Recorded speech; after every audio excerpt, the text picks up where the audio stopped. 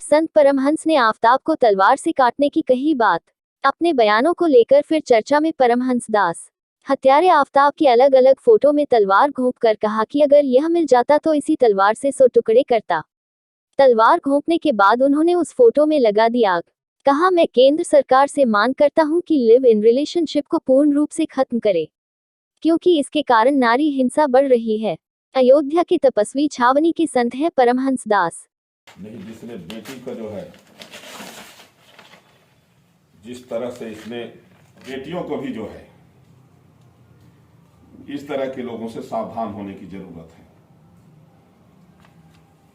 और हम साधु संत अगर इस तरह की घटनाएं नहीं रुकेंगी तो इनको खोज खोज करके मारना शुरू करेंगे।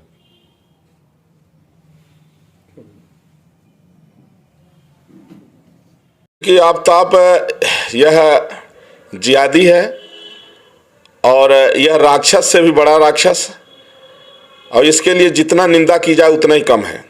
इसलिए आज मैंने इसका पोस्टर जलाया है और मैं अयोध्या से तपस्वी छावनी पीठाधीश्वर जगत गुरु परमहंस आचार्य देश की सभी बेटियों से हाथ जोड़ करके निवेदन करता हूं, अपील करता हूं कि किसी से भी प्रेम करने के पहले जरूर उसको जो है ध्यान में रखिएगा कि कोई जिहादी ना हो। नहीं तो लगातार बेटियों की हत्या हो रही है, माँ बाप दुखी हो रहे हैं, हमारी संस्कृति कलंकित हो रही है। और किसी भी नारी पर जब अत्याचार होता है तो उससे हम लोग बहुत दुखी होते हैं, पूरा देश आहत होता है। जहां हमारे देश के आदरणीय प्रधानमंत्री नरेंद्र मोदी जी बेटी पढ़ाओ बेटी बचाओ के लिए बड़ा से बड़ा कदम उठा रहे हैं, अगर भारत में इस तरह की घटना होती है तो यह दुर्भाग्यपूर्ण है। इसलिए हम सबको जो है प्रयास करना है कि समूल रूप से, पूर्ण रूप से जिहाद जड़ से खत्म हो, इसके लिए चाहे जो करना पड़े। और मैं केंद्र सरकार से मांग करता हूं कि लिव इन जो रिलेशनशिप है इसको पूर्ण रूप से खत्म करे, क्योंकि इसके कारण भी नारी हिंसा बढ़ रही है। सरकार को राष्ट्र हित में सबसे बड़ा कदम है कि जिहाद को जड़ से खत्म करे।